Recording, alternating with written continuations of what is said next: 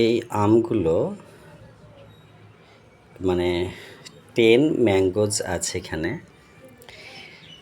10 minute আগে আমাদের রাধানগর সেন্টারের ট্রেনি রায়না,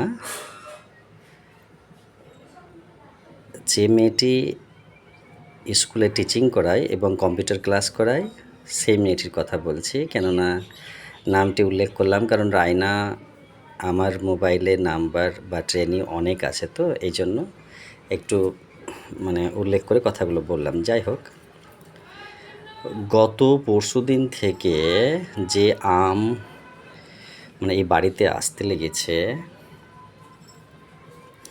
তো ভাত তো খেতেই পারছি না, ক্যামেরাটা ঘুরিয়ে দেখিয়ে দিচ্ছে। আর শ্বশুরবাড়ির আম তো ভরাই আছে, আম তো ওগুলো খেতেই পারছি না। তারপরে আমি তো আম দুপুরবেলায় নিয়ে এসেছি, তাছাড়া আম তো আরও প্রায় 10 কিলো ভেতরে রাখা আছে। তারপরে এই যে আমগুলো তো খেলাম, তারপরে দেখিয়ে দিই ভাতগুলো খাইনি আজকে দুপুরে কেউ, শুধু আম খেয়েই আছে। আর এইমাত্র রায়না নিয়ে এলো, তো মাকে দিয়ে পাঠাবো ভাবছি ওই বাড়িতে।